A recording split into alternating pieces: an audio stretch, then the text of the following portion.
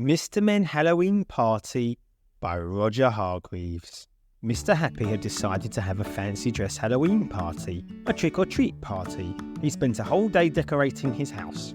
He hung bats and spiders from the ceiling and cobwebs from lanterns. There were creepy crawlies on the walls and a witch in the fireplace. Mr. Happy spent all afternoon carving as many gruesome-looking pumpkins as he could. Two of them looked rather familiar. By the time the guests started to arrive, the garden was covered with glowing pumpkins. Mr. Happy dressed up as a vampire to greet his friends. Little Miss Magic dressed up as a witch and arrived on a flying broomstick. Mr. Bump looked like he had dressed up as a mummy, but actually he had just had a lot more bumps that day than usual. And there was someone dressed as a ghost, but nobody could work out who it was under the sheet. Mr. Happy had laid a whole table of treats for everyone and a black cauldron full of fizzy drink. There was green jelly slime, strawberry jam blood sandwiches, meringue ghosts and gingerbread skulls.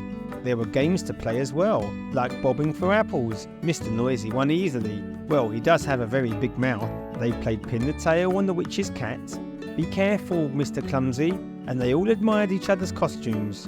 Mr. Noisy was very curious to know who the ghost was. "Go on then," he said to the ghost. "I give up. Who are you?" Wordlessly, the ghost rose up into the air. Little Miss Giggles giggled nervously. "Oh my," she squeaked. "It's a real ghost." "Don't be silly," snorted Mr. Uppity. "There's no such thing." The ghost laughed an eerie hollow laugh and rattled its chains. Everyone looked scared, but not as scared as when they saw the ghost walk through the wall. There was just a sheet left. There was no one there. Mr. Brave screamed a high-pitched scream. And then suddenly, Mr. Impossible appeared out of nowhere. "My goodness," laughed Mr. Happy. "That was quite some Halloween trick. You really had us scared." "I wasn't scared," huffed Mr. Uppity as he crawled out from under the table. "That was a clever disappearing trick," said Little Miss Tiny. "Yes, nearly as clever as a disappearing trick," exclaimed Mr. Impossible, pointing to the table. The table that had been covered with treats.